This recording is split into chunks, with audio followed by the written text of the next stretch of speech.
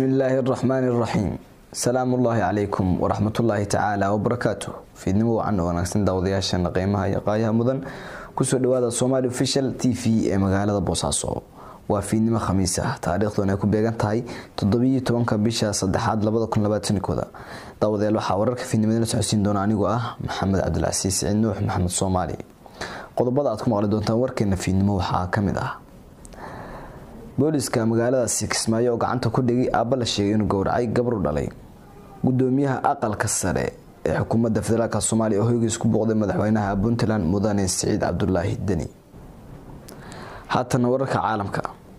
madaxweynaha dalkaasi Turkiga Rajab Tayyip Erdogan oo sheegay inuu Sacuudiga ka codsaday in laga iibiyo diyaaradaha dagaalka ee loo yaqaan droniska dawladda kuwaasi waxa ay qodobada ugu doorkuroon warkeena fiidnimaad kala socoteen Somali Official TV haatan ku soo dhawaada iyaga faahfaahsan ciidamada booliska magaaladaasi Kismaayo ayaa gacanta ku dhigay aabbaha habeenkii Jimcaha magaaladaasi ku gowracay gabar yar oo u dhalay afhayeenka ciidanka booliska Jubbaland ayaa xaqiijiyay inay gacanta ku soo dhigeen aabbahaasi baaritaan dheer kadib oo ay laamaha ammaanku ka wadeen magaaladaasi Kismaayo gaashaanle Jaamac Axmed Xasan oo warbaahinta kula hadlay magaalada Kismaayo ayaa hoosta ka xariiqay kolka baaritaanada la soo gabagabeeyo in aabbahaasi la horkeeni doono sharciga afhayeenka ayaa xusay aabbahan oo nin dhalinyaro ah in uu isticmaali jiray maandooriyaha oo sida uu sheegay dhibaato ku haya bulshada sidoo kale waxa uu sheegay inay si wadi doonaan la dagaalanka ay kula jiraan waxyaabaha maanka dooriya dhacdadan ayaa 12 bishan ka dhacday xaafadda Faanoole oo dadka degan ay aad u hadalhayaan maalmihii la soo dhaafay gudoomiyaha golaha aqalka sare ee baarlamaanka Soomaaliya Senator Cabdi Xaashi Cabdullaahi ayaa maanta madaxweynaha Puntland Mudane Saciid Cabdullaahi Dani ku booqday hoyga uu ka degan yahay magaaladaasi Muqdisho gudoomiyaha aqalka sare ee madaxweynaha Puntland ayaa ka wada hadlay arrimaha murugsan ee ka taagan geedi socodka doorashooyinka dalka gudoomiyaha iyo madaxweynaha ayaa ka wada hadlay xaaladda guud ee dalka gaar ahaan arrimaha doorashooyinka ayaa lagu yiri qoraal la soo dhigay barta aqalka sare ee Facebook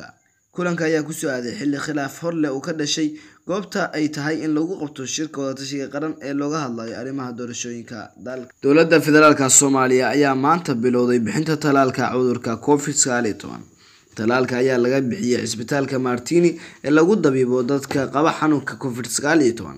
sidoo kale waxaa talaalka qaatay madaxweynaha Soomaaliya Maxamed Cabdullaahi Farmaajo iyo wasiirka caafimaadka Fawziya Abikar Nuur bilowgii talaalka ayaa ka dambeysay markii shalay ay Muqdisho soo gaartay qaybtii ugu horeysay ee talaalka Soomaaliya ay ka heshay mashruuca COVAX oo ay sameysay hay'adda caafimaadka adduunka WHO si siman talaalka loo gaarsiiyo dunida oo dhan shalay waxaa Muqdisho soo gaaray 300,000 oo talaal ah hase yeeshee waxay Soomaaliya sheegtay inay qayb ka tahay 1,200,000 oo talaal oo Soomaaliya filanayso talaalka ayaa loo kala diray gobolada dalka talaalka ayaa imaanaya xilli Soomaaliya uu ku sii faafayo wajiga labaad ee cudurka COVID-19 talaalku waxa uu sidoo kale shalay ka bilowday dalka Djibouti waxaana talaalka ugu horeeyay ee qaatay madaxweynaha Djibouti iyo marwada koowaad Khadra Maxamuud Xaydi Djibouti waxay sheegtay in talaalkaas uu socon doono ugu yaraan 7 mas'uuliyiinta caafimaadka ayaa sheegay in 70% ay ku tala jiraan in la talaalo dadweynaha Djibouti madaxweynayaasha maamulada Puntland iyo Jubbaland Saciid Cabdullaahi Dani Axmed Maxamed Islaam Axmed Madoobe ayaa maanta la kulmay madaxweynihii hore ee dalka Shariif Sheekh Axmed qoraal la soo dhigay barta madaxtooyada Jubbaland ay ku leedahay Facebook ayaa lagu muujiyay kulanka inkastoo aanan lagu faahfaahin waxyaalihii looga hadlay qoraalka ayaana u qoraa madaxweynaha dowladda Jubbaland Mudane Axmed Maxamed Islaam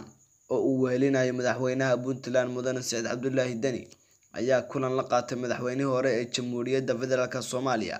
Mudane Shariif Sheekh Axmed hase ahaatee Shariif Sheekh Axmed madaxweynihii hore ee dalka ayaa qoraal uu soo saaray ku sheegay in kulankaasi looga hadlay arrimaha doorashooyinka ee dalka madaxweynaha ayaana yiri waxaan kulan la qaatay madaxweynayaasha Puntland iyo Jubbaland oo aan ka wada hadalnay sida xal looga gaari lahaa khilaafka arrimaha doorashooyinka iyo sidii dalka ay uga dhici lahayd doorasho loo dhan yahay oo si nabdoon ku dhacda ayuu yiri Shariif Sheekh Axmed oo warkan ku sheegay bartiisa Facebook kulankan ayaa imaanaya iyadoo uu khilaaf hor leh ka taagan yahay goobta ay ka dhici lahaayeen shirkaasi wada tashiga qaran ee looga hadlayo hanaanka geedi socodka doorashooyinka dalka madaxweynaha Turkiga Rajab Tayyip Erdogan ayaa shaaciyay in boqortooyada Sacuudi Carabiya ay ka codsatay in dalkiisu uu ka iibiyo diyaaradaha dagaalka ee aanan duuliyaha saarnayn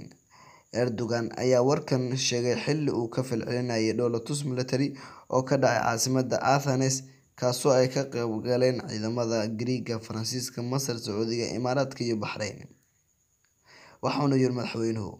waa arrin lala yaabo in Sacuudigu uu ka qayb galo dhoolatuskaasi ciidan ee Giriigga, halka dhanka kalena ay naga codsanayaan inaan ka iibino droneskeena. Waxaan rajeynayaa inaan arrintaasi si degan ku xalino. Waa hadalkii madaxweynaha